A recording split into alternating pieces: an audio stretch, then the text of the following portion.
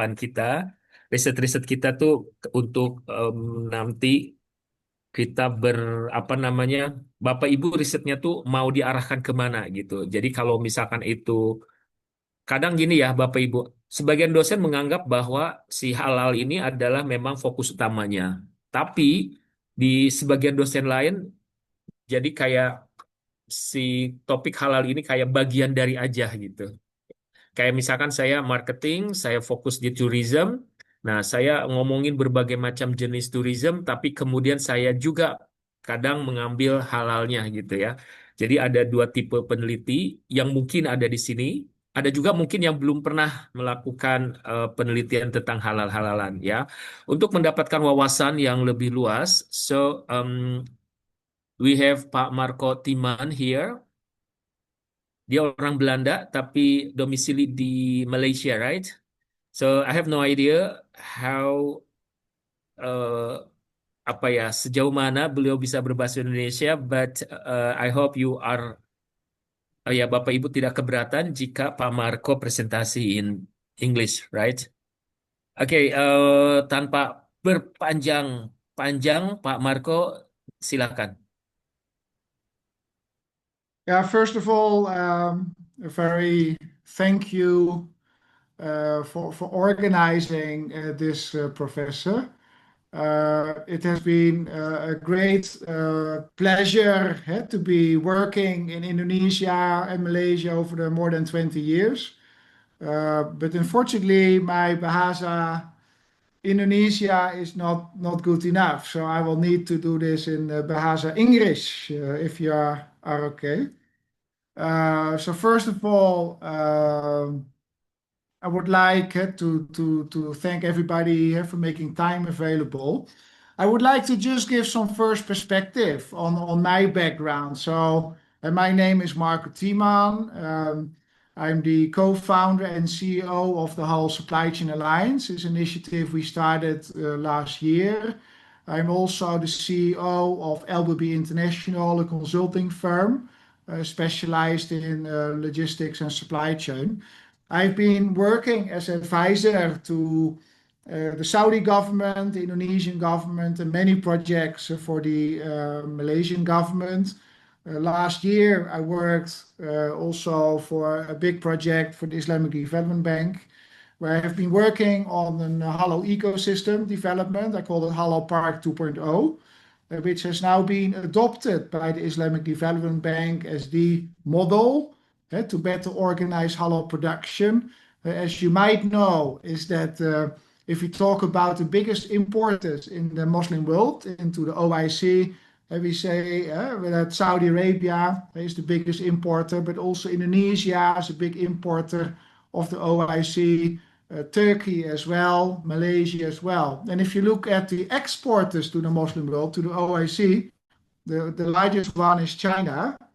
The second one is Brazil, the third one, India, and then also USA and Russia. So we see that the largest exporters to the OIC, these are not Muslim countries. So what I've been working on is the importance of Muslim countries to play a more significant role in the halal value chain. So and which is currently dominated by non-Muslim countries. So there's an opportunity for Muslim countries, and I think it's important to play a bigger role in the halal value chain in producing halal, value adding halal, and contributing, controlling the halal supply chain and value chain. That was also the reason why I established in Malaysia the Halal Supply Chain Alliance to build an international halal supply chain network. So that is who I am. Back in 2006, I started with my own academic research. So I did my PhD on the application of halal in supply chain management. So I was working that time as advisor to the Malaysian government to make Malaysia the global halal hub. And that time I asked, what about the regulation for the halal supply chain? And they look at me as if they saw water burning. The Sharia scholars and halal experts said, Marco, we never looked at this in the Muslim world. And I was really shocked. So that was an important research gap, which I found is that what is the application of halal for in the supply chain. So I did my PhD on the topic of the application of halal in supply chain management. I started in 2006 and completed that in 2013. So at that time I was the first academic to do research uh, on the application of halal in supply chain management. I also won an award for several papers. So one is the Principles in Halal Supply Chain Management, and another award for Principles in Halal Purchasing. So I also extended my research from halal food supply chains to also procurement and purchasing. As some of you might know, for halal certification, the biggest problems are not in manufacturing. And the biggest problems go back to purchasing, where you have to look at which ingredients can I use, which suppliers should I work with. And there was very little knowledge on how, what is the implication for halal requirements for the purchasing function, for the halal procurement strategy, for the procurement strategy, but also the purchasing process. So I was also one of the first academics to look at those fundamentals. What we also see now is that in my work, I wrote a book also on halal business management, where I cover also in my research and my PhD. I said halal is not static. It's moving away from a product approach of halal, where halal is only addressed at slaughtering or manufacturing. It's moving towards the supply chain. I call it stage three, and the halal value chain. So if you talk about the halal supply chain, it's interesting to note that Indonesia is the first country to make the halal supply chain mandatory by law. So by already since October 2024, the halal supply chain is mandatory for food, and for imports, this will be implemented by October of this year, 2026. Also, by this October 2026, it will also apply to halal food and pharmaceuticals in phases from October 2026 onwards. So Indonesia is the first country to make the whole supply chain mandatory by law. Also, logistics for the import into Indonesia will be mandatory by law. So currently, the proposed regulation for import into OIC, the Indonesian government submitted this to the World Trade Organization, WTO. And the World Trade Organization, by the latest next month, they will give the verdict regarding the new proposed regulation for Indonesia for imports into Indonesia. We see already longer that many logistics companies have started with halal certification, currently more than 2,000 in Indonesia. So Indonesia, I think, is an interesting test bed for the halal supply chain. So I think for Indonesia, I think there's a big opportunity to do research on the topic of halal supply chain management for halal food, cosmetics, and pharmaceuticals in particular. Also, I think the area of modest fashion. Indonesia is a big player in modest fashion. Also in hospitality, Indonesia is destined to be also important tourist hub. So also I think on that side, research can be done. Halal purchasing and procurement, I think, is another important area for research. Halal logistics, not only the logistics via land, but also the logistics via sea and air. I've been advisor to logistics companies to get them halal certified for road, warehouse, but also air freight. I think a lot of research can be done on that field. We also see that halal is moving towards the value chain. And if you talk about the halal value chain, maybe talk about more components, so including also Islamic finance and takaful. We see that the Muslim consumer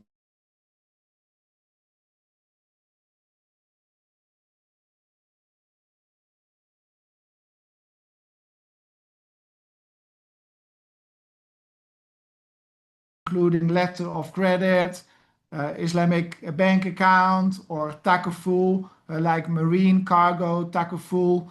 Uh, those products are not very well received by the industry.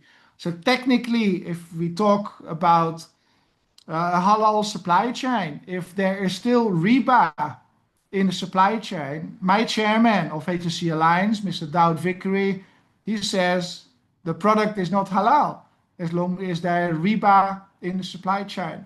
So if you talk about importance, I think first of all, importance is the halal supply chain. But also, when we move further, I think a research areas to explore are also about Islamic finance and takaful throughout the supply chain. So I think those are, I think, my insights.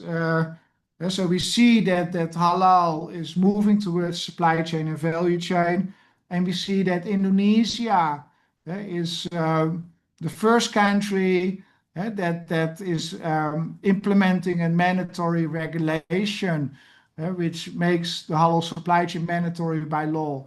So I think there are opportunities for in-depth interviews, focus groups, large discussion groups, and also case studies in those areas, research areas in the halal supply chain.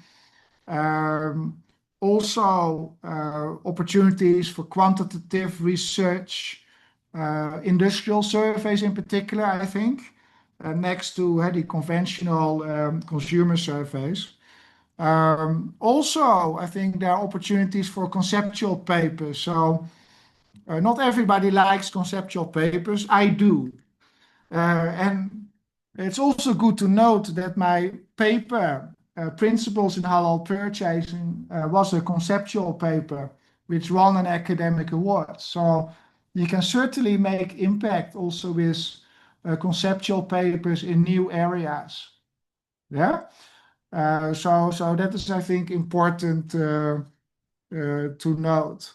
I would be most pleased and most privileged to work with academics in Indonesia on the research areas.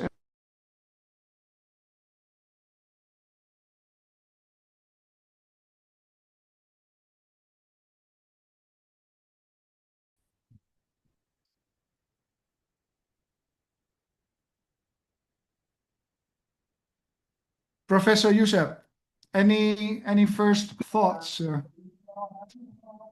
Wait a second. We have a azan right now, so can Oh, we okay. just pause for seconds? Yeah. Yeah.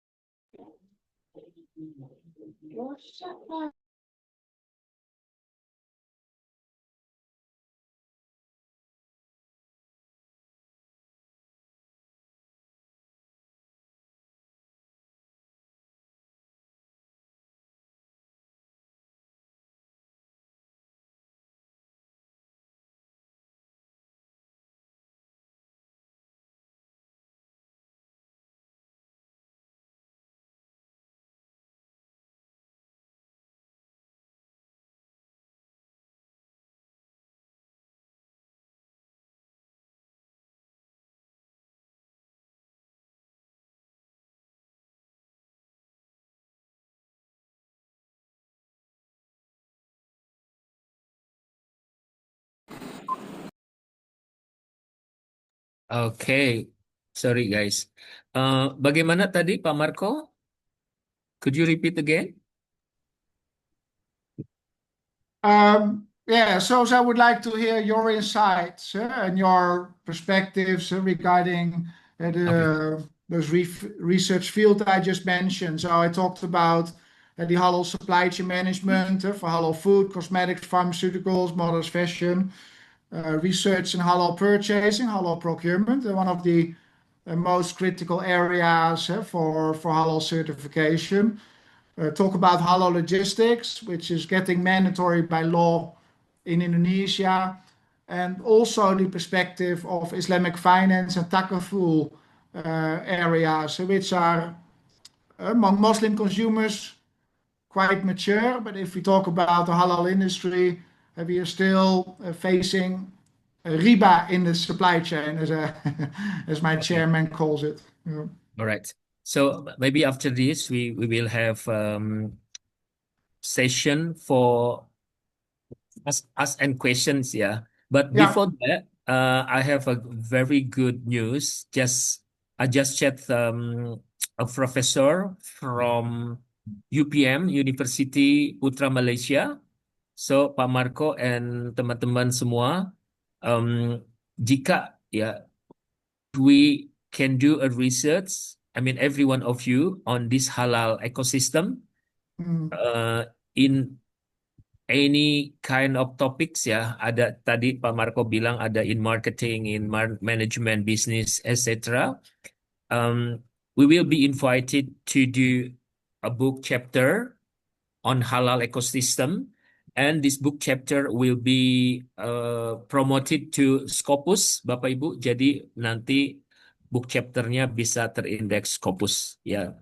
Nah, so for the future, I hope this group will be settled and I will regularly untuk terutama buat teman-teman yang masih pemula ya, kita akan mendampingi melakukan research bersama ya secara online.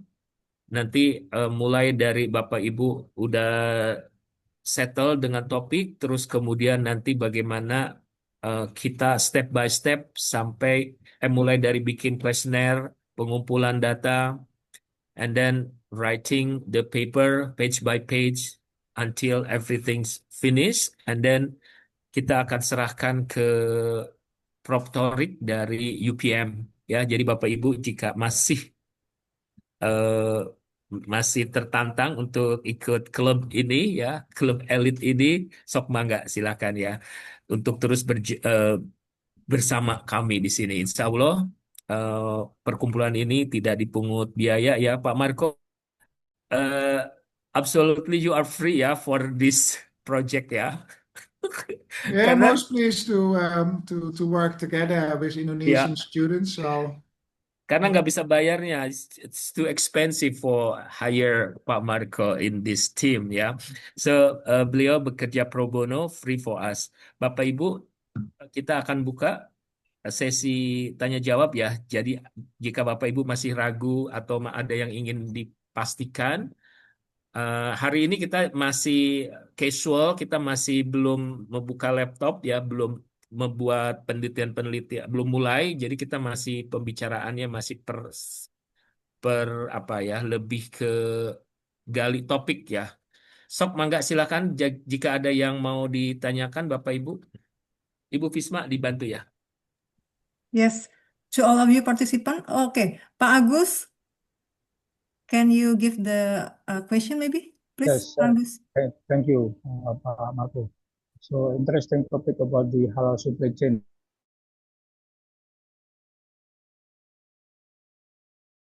that all the export from US to Indonesia to be excluded from this halal certification.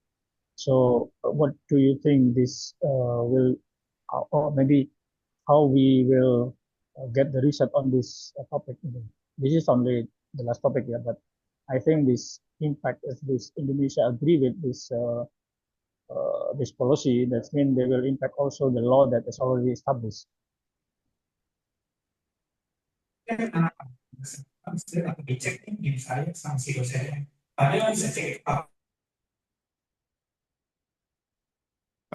Yeah, thank you for that question. I think the world is watching Indonesia. So I think also other Muslim countries like Malaysia and Saudi Arabia are watching this mandatory law. So I think, yeah, it has big impact for the food industry and cosmetics industry. So I could think of research on imports into Indonesia. I think that, and also do a survey, industrial survey, with food companies based in Indonesia on the impact of this. So I think a big survey among food companies in Indonesia about this new regulation and impact on the supply chain would be, I think, very well received. And the lessons learned from that. So it has big impact. A lot of industries are still not sure about the regulation of the Indonesian government, and the final regulation is still with the WTO. And once put in place by this October, it's good to measure through a quantitative survey, industry survey, what is the impact for the industry, the problems, and you can provide as academic also solutions for the supply chain. So I think there's a big, yeah, opportunity for research in Indonesia itself. Talk about the impact will be massive, I think, of this new regulation. Okay, thank you. Welcome. Oke, Pak Agus, oke ya Pak Agus. Oke, the next question is Ibu Siti ya. Ibu Siti Ya, Rahma. ya. Oke, baik. Terima kasih. Assalamualaikum warahmatullahi wabarakatuh. Um, Allow me to introduce myself, Mr. Marco. My name is Aini. I am a lecturer with an academic background in pharmacy. My teaching responsibility covers area of pharmacology, clinical pharmacy, and community pharmacy. However, during my study, doctoral study, I did a halal study specialized in kit development. In the context of potential collaborations, what types of research that we consider undertake together? Thank you. Good question, Bu Siti. So for pharmaceutical, my personal interest could be in the purchasing, procurement of pharmaceutical, the ingredients, components, the strategies for pharmaceutical. So one area could be, for example, focus group sessions with pharmaceutical companies on the procurement. Also a focus group session on the supply chain impact of this new regulation for pharmaceutical companies. So these are, I think, the initial thoughts. So on the procurement side and on the entire supply chain. And if you have good contacts with a number of pharmaceutical companies or hospitals, then there are opportunities for research in that field. And I think on pharmaceutical, very little is done, halal and pharmaceutical from the supply chain side. So I didn't see any papers yet. So Okay. you could make the first one. Amin, inshallah. Thank you, Mr. Marco. You're welcome. Okay, well, the next question maybe Ibu Leslie. Yes. Thank you, Ibu Fisma. First of all, I want to thank you to Professor Suhud has held this Zoom meeting with Professor Marco. So let me introduce myself. My name is Leslie Safira. I am a lecturer from Faculty of Law, Universitas Sumatera Utara, USU in Medan, and I'm also a PhD student or doctoral program. And my research recently is about halal. We have research collaboration with UITM on 2022 until 2025. It's about halal tourism, just like Professor Suhud said before. So we have some, just honestly, in Indonesia, we have some lack of regulation in halal with the Undang-Undang nomor law number 33 2014.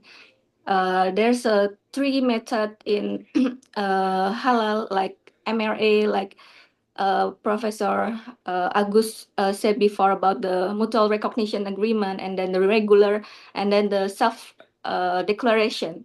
So the main research of my dissertation is also about the lack of the regulation in Indonesia, and I hope I and my promoter is Professor Ningrum Natasha Sirait from USU. We can collaborate further, collaborate with you, Professor Tieman, because we Indonesia, there's a lot of lesson learned from Malaysia and also from Japan, that not the halal is not regulated. In Japan, they don't have any regulation in halal, but they can serve halal tourism or Muslim friendly. But different in Indonesia, it's different in Indonesia. We have regulations, and we are the only one country that the halal is mandatory. It's different in Malaysia, in Singapore, like that. But there's so many lack in our in Indonesia regulation. So I hope we can have some more further collaboration with you, Mr. Marco Tieman. Thank you very much. Assalamualaikum. Waalaikumsalam. Yeah, thank you so much for your perspective. I think tourism is important, and we see also a lot of tourism from the Middle East going to Malaysia and Thailand. So Thailand also wants to further develop tourism. And I had a meeting also with a Thai university in the south of Thailand recently. And they also said that Thailand want to be exporting also their spas to the Middle East. So they focus a lot on those health, beauty, spa development, halal spa, halal beauty development from Thailand. So it's interesting. So you see a non-Muslim country, Thailand, focusing very much on that spa, health, tourism. I go quite often to Thailand for holidays. It's easy nearby Kuala Lumpur. So if you go also to Phuket, you see southern Thailand has a lot of Muslims, but you see so many tourists from Muslim countries from the Middle East going to Thailand, a non-Muslim country, and you see the ecosystem development in Thailand regarding halal is really impressive. If you go to Bangkok, to the shopping mall, you see there a list of restaurants, and then you see a halal logo behind the name of the restaurant if it's halal certified. I mean, you don't even see that in Indonesia in a shopping mall, of the directory, they're halal certified or not. So really impressive how Thailand is doing that tourism. Also, so my specialization is in the food supply chain. And of course, if you talk about tourism, food is extremely important. And as you correctly say, you have also restaurants. I did some research, also an advisor work for restaurants in Malaysia. So it was a Chinese group of restaurants. Some of the restaurants were halal, some of the restaurants were pork. So how do you organize that system where you have halal and non-halal?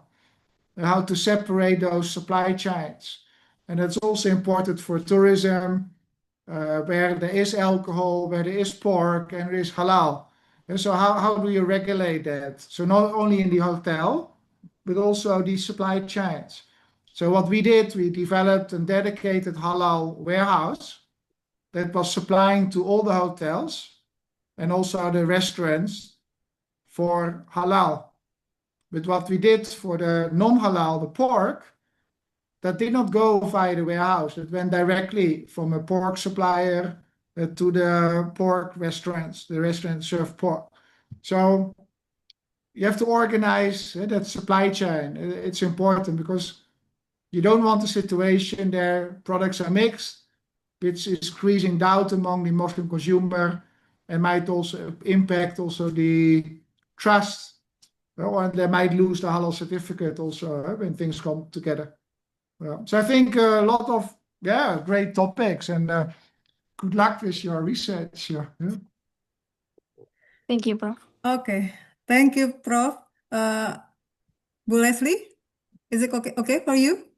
Yes, it's clear. Thank you. Thank you. Yeah, clear. Thank Yeah. you, ma'am. So, Prof, this is the halal ecosystem today, goes for the beyond certification. Yeah, Prof, it's integrated supply chain, governance, and digital innovation, and so on. Okay, for the next question, maybe Ibu Nur Alifah. Monggo, Bu.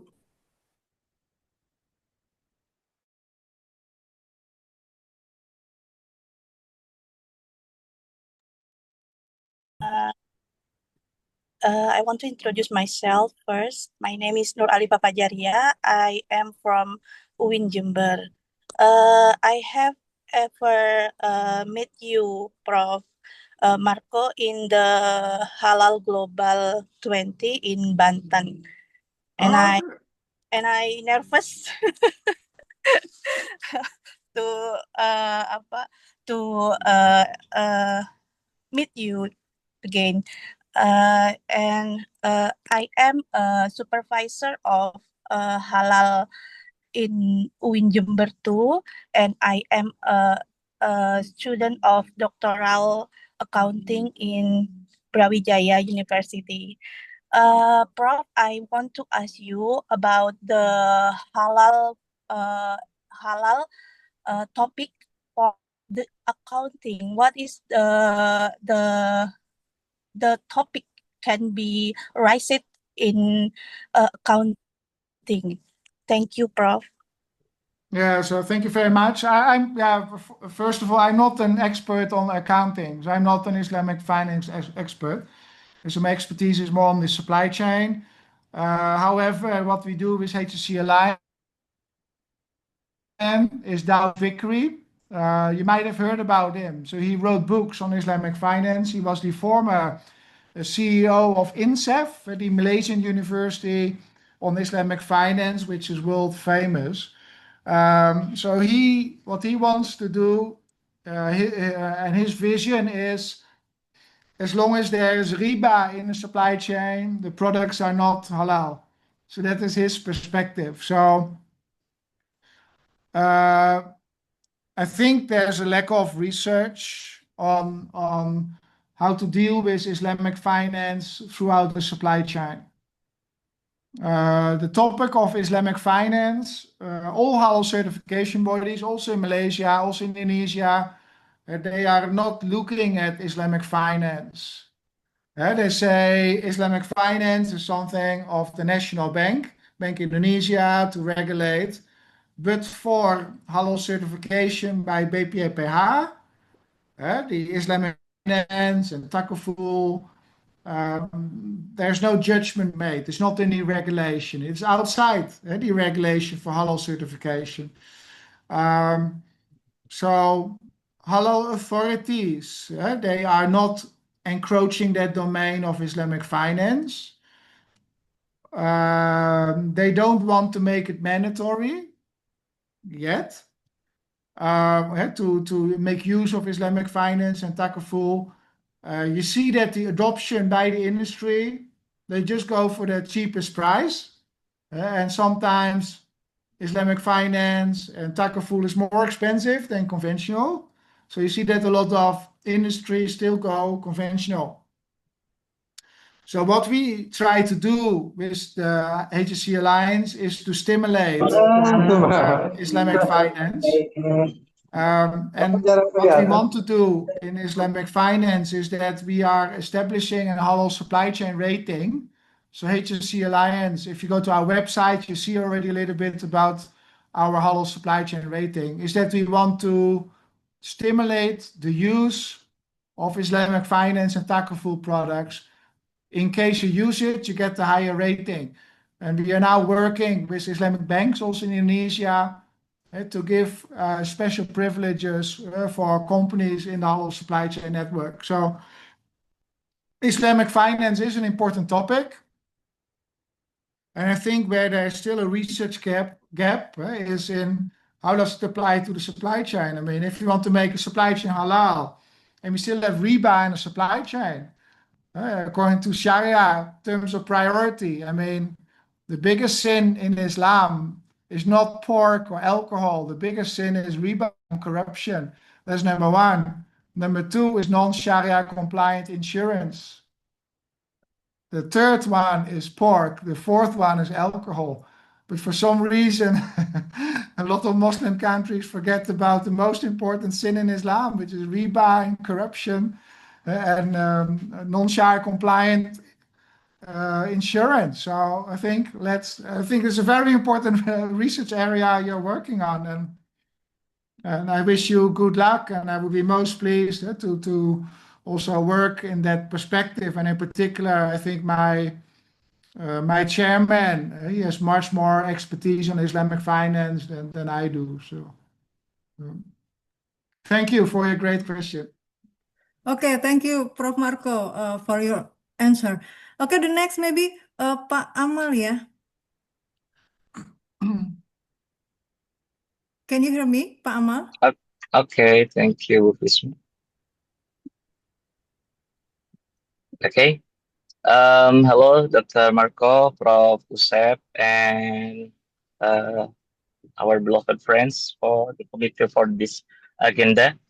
This is very interesting to us to hear the exploration of research ideas of halal ecosystem. And actually, I want to ask, but just now, Dr. Marco just tell about the funny thing in maybe consumer behavior in Indonesia actually, because we forget the biggest sin of Islam. We very care about what is halal in food supply chain, but we forget maybe there is we call in Arabic term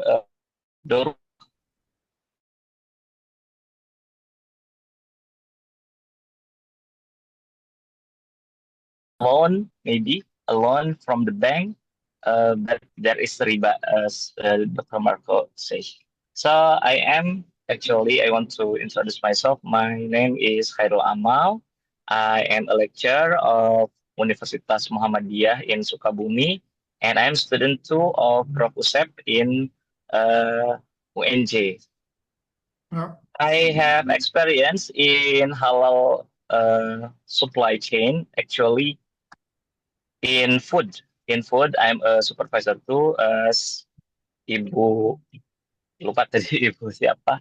So I am a supervisor in halal food, but there is a new thing in halal supply chain, because that is the first one is regular system and the second one is self declare.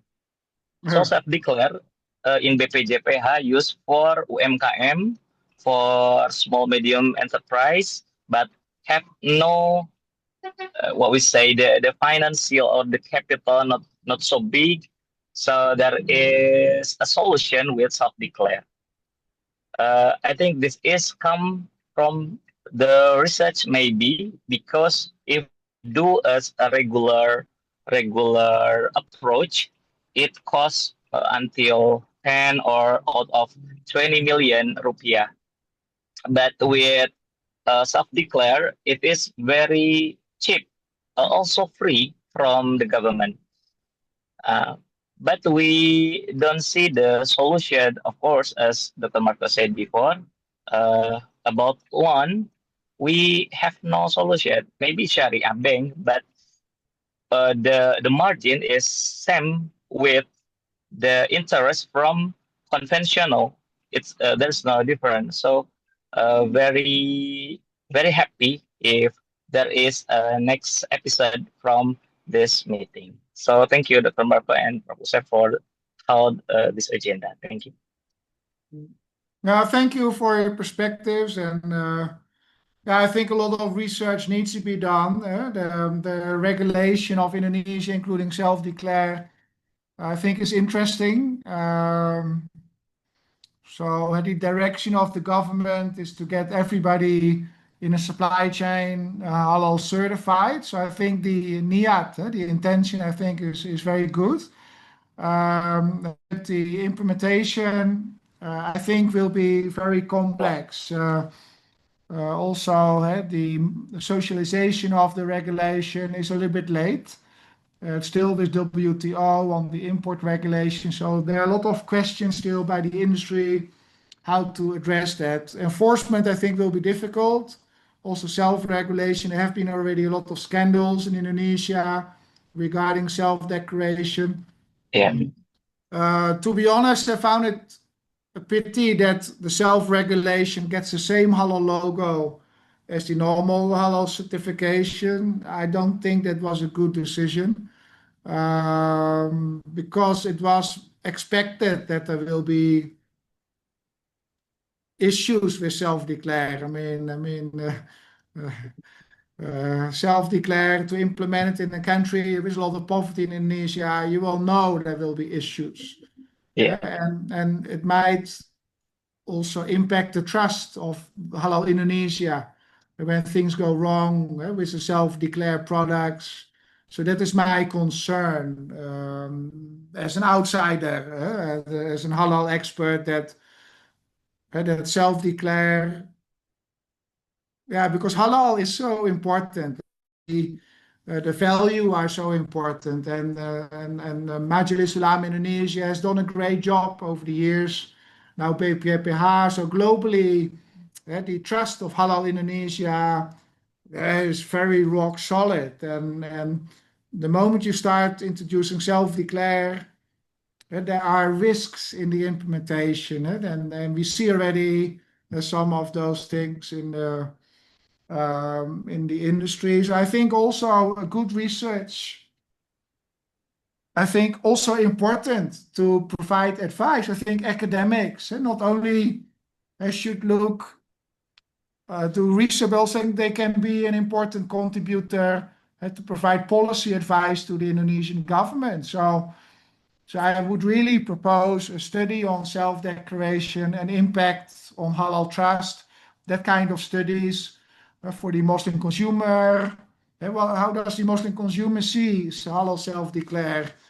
And provide policy papers also to the Indonesian government on self-declare, how to better regulate it, and maybe give some scenario like a new halal logo for self-declare.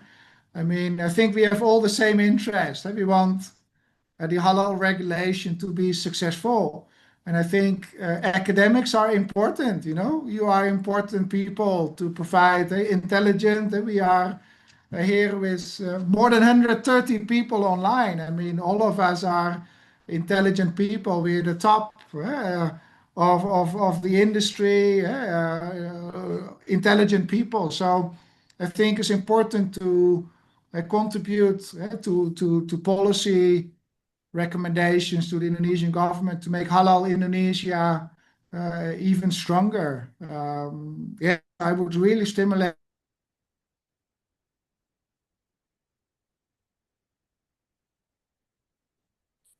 Okay, thank you, Dr. Marco. And maybe the last thing, I have experience in the field that I have a partner from Germany comes with product come to Indonesia, and this is the funny thing in Indonesia. I'm very agree as you say that our research not just for knowledge, but we really want to influence and we contribute to the law, maybe a law in Indonesia, in government Indonesia. The funny thing is, I think halal is come from the same term, the same what would say the same uh, term from Quran. So if halal in Germany, so it will be halal in Indonesia.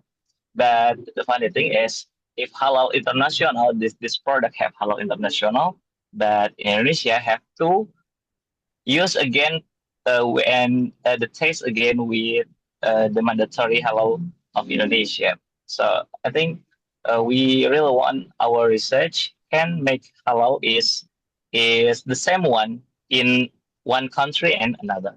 Maybe that. Yeah, Thank you.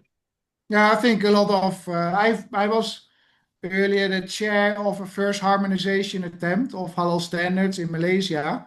The time the OSCE tasked Malaysia and their IHI alliance to harmonize halal standards. So I was the chair of the halal logistics standard. It was back in 2008 until 2010. Today's OIC SMIC in Turkey doing harmonization of halal standards. But it's very political, and you see that Muslim countries try to protect the markets. So, God willing, in our lifetime, we can see one halal being implemented. But I think still a long way to go. Yeah. Okay, thank you, Dr. Mark. Okay, Bu thank Fusma, you, thank Pak you. Amal and Dr. Marco. Okay, before the next participant question, I would like to kindly remind to all of you to fill attendance form here because we will give you the certificate. Well, the next participant is Ibu Vivin Zulfa Atina.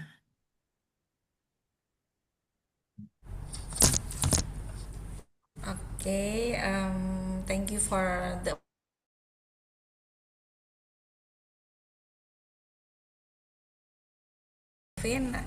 I am as a lecturer, also as a doctoral student at 11 Maret University. And Alhamdulillah, actually, my doctoral dissertation is about halal certification, especially on the intention to sustain halal certification among SMEs in Indonesia. I'm trying to build a strong theoretical contribution by integrating behavior and organizational perspective. One of the requirement for my graduation is to publish in Scopus Indexing Journal Q1 or Q2. That's why this publication is very important for me. I've submitted several papers, including to JIMA, Journal of Islamic Marketing. I've also prepared 3 SLR, Systematic Literature Review, but unfortunately they haven't been successful yet. I just want to suggestion if Mr. Suhud maybe or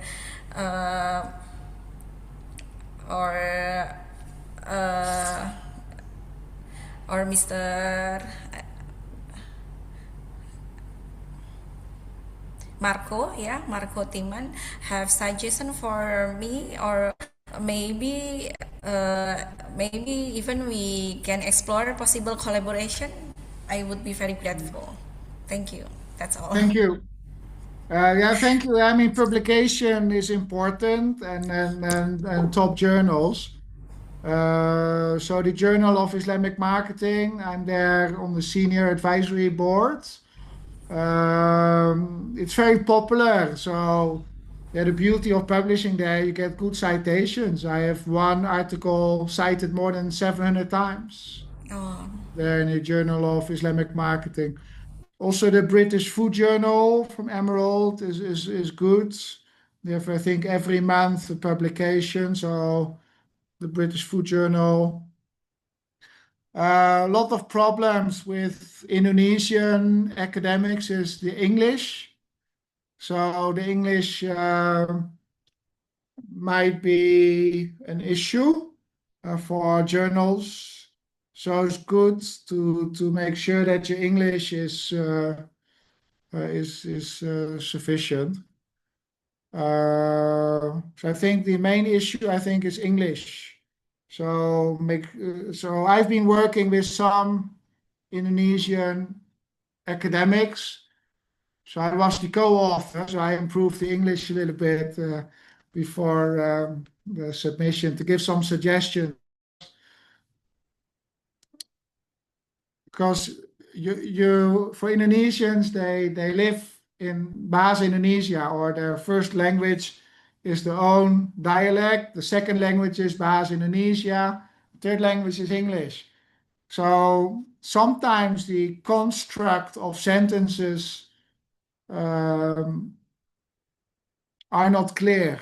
So that is sometimes difficult for Indonesians to make that. Whereas the research can be very solid research to be published. So sometimes it helps with a co-author, which might be a little bit better in English. So that might be. And because yes, it's important to publish, and because the earlier ranking shows that most of the publications in Halal are from Malaysia universities. But the case is that it's always looked at the publications in Bahasa English. But if you look at the number of academics in Halal, Indonesia is far bigger than Malaysia in terms of academics studying in Halal side. But they traditionally published in Bahasa Indonesia at academic work. And now you see a shift where universities in Indonesia want their PhD candidates and academic to publish in English. I mean, so that is a shift which is sometimes a little bit painful. I understand, but be smart in that. I mean, you can have as many co-authors as you like. I mean, there's no limitations on how many co-authors you put in. So try to work with some partners that speak better English that can upgrade the academic paper. You can still be the first author. You don't need to give them, just put them behind, but it helps you to get them published. So that is an area you could look at. I mean, because it might need just a little bit some reconstruction of sentences. And if you work with an academic that is good in English, that can better construct as English, it get published. Yeah. Good Okay, luck. thank you. The problem is in English languages. Yeah, I mean, please publish in English. It's important. So Indonesia should be number one in terms of publications in Halal. You're the largest Muslim majority country. So many academics. So I'm not expecting anything less than Indonesia number one in academic publications. So good Yeah, luck. thank you. Okay, Bu Vivin. Yes, that's Okay, all. Thank you. okay, Bu Vivin. Dr. Marco, do you have the special book maybe? Special book for the special halal ecosystem as your author? Wow, so I wrote a book on halal business Okay. management during Oh, COVID time when the whole world shut down and my consultancy also went down. So I created my own project to put my experience as advisor, but also my academic experience and articles I've written. I put it in a book, Halal Business Management. So I have a website, halalbusinessmanagement.com.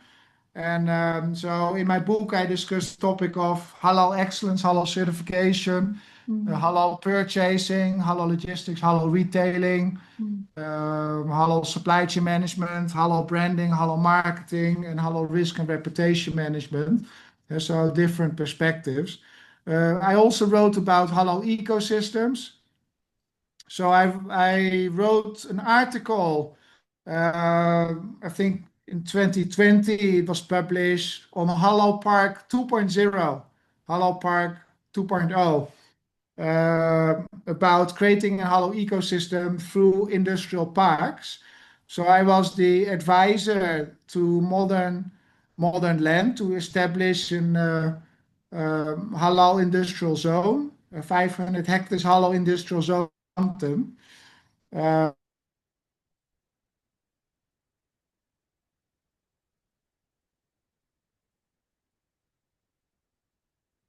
Strengthening the components of Halal Park 2.0. And Halal Park 2.0 is an ecosystem that also is focused on the cluster development. So a cluster is a focus cluster where a big part of the supply chain is physically in the industrial park. So it can be focused on food or cosmetics or pharmaceuticals or maybe fashion, like modest fashion, or like tourism. You create a cluster where as many components are physically in the park. Next to that, the focus on supply chain and technology, also focus on sustainability, and also focus on Takaful and Wakaf. So for that ecosystem, we also play a central role for Wakaf to have a Wakaf fund for that industrial development, but also use unutilized Wakaf land nearby to use the unutilized Wakaf land temporary for farming that is then supplied to the Halal Park for production.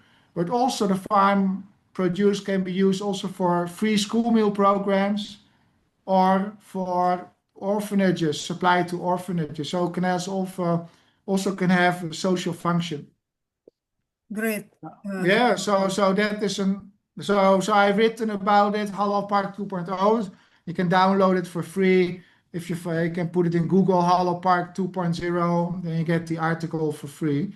So that gives some insight. So yeah, also research is needed on halal ecosystems, halal park development and ecosystems to make Muslim countries a bigger contributor in terms of production.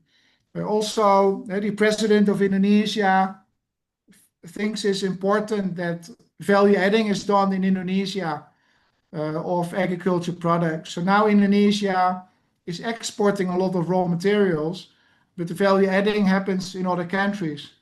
Like coffee beans, value adding is happening in Malaysia of Indonesian coffee beans because the Indonesian government does not allow or makes it very expensive to import coffee beans into Indonesia from other countries. And to make coffee, you need to blend with other coffee. And so these are some restrictions in the regulation in Indonesia that's impacting. Also, you see that, like I come from the Netherlands. The Netherlands is the biggest importer of palm oil in the world. So we have palm oil refineries in Rotterdam, in the Netherlands. These are Malaysian companies that bring in palm oil from Indonesia and Malaysia. It goes to Holland. Then in Holland, we make high value ingredients and then we sell it back to Indonesia. And we make washing powder from your palm oil. We make ice creams from your palm oil. So Holland, I say, always jokingly, I say, as a joke, I said, I'm from Holland. The actual palm oil cluster is in the Netherlands, but I've never seen a palm tree in Holland. But the actual cluster of palm oil is in the Netherlands because the downstream industry is there. And I think it's important that we create an ecosystem, a cluster in Muslim countries like Indonesia. Because currently the biggest suppliers of halal are non-Muslim countries like China, Brazil. Oh, China also. Okay. Yeah, China number 1, and they are just getting started. Yeah, and if you don't play a role in the halal value chain as Muslim country, China will determine what is halal for you later because you have no role in the halal value chain. So I think that research is important, and I think how to get back control of the halal value chain is an important topic. So I've been working as advisor to the Islamic Development Bank I presented in Algeria last year about at the ISDB Group annual meeting on the topic of building halal ecosystems in Muslim countries to play a bigger role in the halal value chain. Um, and these are big concerns of the OIC that we need to play a role. The Muslim world needs to play a role in the halal value chain. Otherwise, we go back to the situation where we say it is an emergency. Okay, well, maybe we are the next participant question ya, Pak Marco. Is it Yeah, okay for you? Bu Ibu Fisma, masih ada Ibu Hanifah Ibu Hanifah, iya. for Ibu the last. Ibu Hanifah, for the last Ibu Hanifah. Right, thank you for the opportunity, Prof. Suhut, Dr. Marco, and all. I'm actually still new in these topics. I'm very interested in this learning opportunity. Please forgive me if my English is not very good. My name is Hanifa Iksani, a lecturer in the forestry department at the University of Riau, Pekanbaru. I'm interested in conducting research focused on forest products such as resin, damar, rotan, or forest mushroom, and another natural materials. But my field expertise is actually mapping and remote sensing. However, research on halal, I think, uh, very interesting. That I think can it connect with my specialist with the halal supply chain and the access to information regarding the existence of producers with halal certification in Riau, especially still limited. Uh, and what do you think about it, Mr. Marco? Thank you for your question. I think your work in the upstream side is very important. Agriculture. Riau province is a very big producer of agriculture products in Indonesia and a big exporter.